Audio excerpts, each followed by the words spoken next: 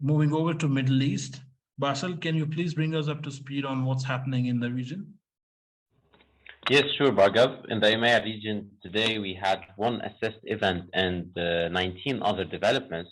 Starting in the Middle East and Iraq had some security developments yesterday. At least 2 Islamic State terrorists were killed by security forces in Kirkuk governorate. Also, around 5 others were arrested around Al-Anbar, Kirkuk, and Saladin and Sulaimaniya governorates around the country. In addition, at least 7 members of a demining team, which is called the Global Clearance Solutions, and it is affiliated with the United Nations Assistance Mission for Iraq, were injured in Mosul yesterday after an explosive device targeted their vehicle. So the injured staff were taken to hospital and are in stable conditions. No deaths were recorded during the attack that happened. The UN urged authorities to thoroughly invest the incident, as this has been recurrent in the past, especially in Iraq. This is all from the Middle East today. Over to you, Sitati, to cover on Africa. Well, thank you, Bhargav and Bassel. In Africa today, we assessed one event and covered 6 other developments. And the crucial issue is yesterday's violent protests in Conakry in Guinea, where 17 police officers were injured in clashes with protesters. And the demonstrators were demanding the release of 3 leaders of the National Front for the Defense of the Constitution, that is the FNDC, who were arrested on 5th of July. And the protests majorly took place in the Bambeto, Kosa, and Hamdallah areas, and along the Prince Road, which is a common protest hotspot in Conakry.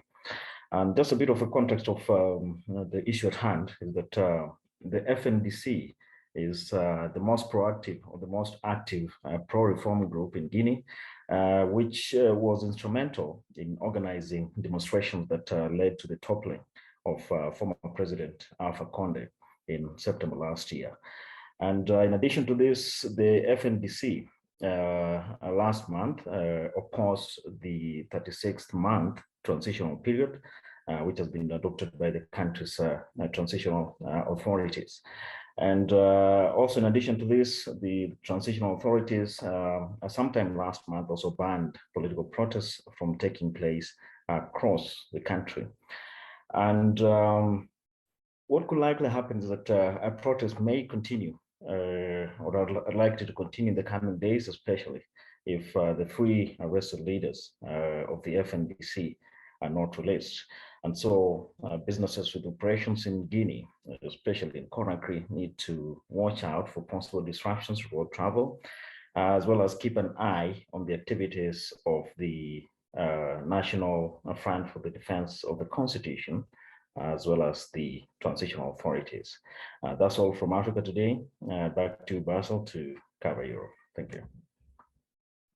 Thank you, Sitati. In Europe, we had 5 developments today. Maybe the most prominent development is that the British government rejected a request to hold a second independence referendum in Scotland yesterday. Actually, the First Minister in Scotland, which is Nicola Sturgeon, she had announced in June that a second independence referendum will be held on October 19, 2023. The rejection yesterday exacerbated the tensions between the Scottish First Minister and the Prime Minister Boris Johnson, who is already in a political crisis after 30 members of his government, junior and senior ministers, resigned throughout the last couple of days. From them, we can mention Rishi Sunak, which was the finance minister, and the health minister, which was Javid David. Also, 3 cabinet members also resigned yesterday, which are the children's minister, Quinn Swill, the junior transport minister, Laura Trott, and schools minister, Robin Walker.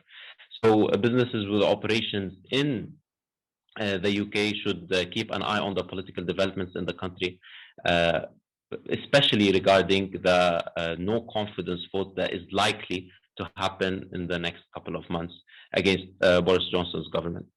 This is all from the EMEA today. Thank you. Thanks, Bassel and Sitati. It's a wrap from us. You can reach out to us at info@apacassistance.com to know more about our bespoke risk management services. Thank you.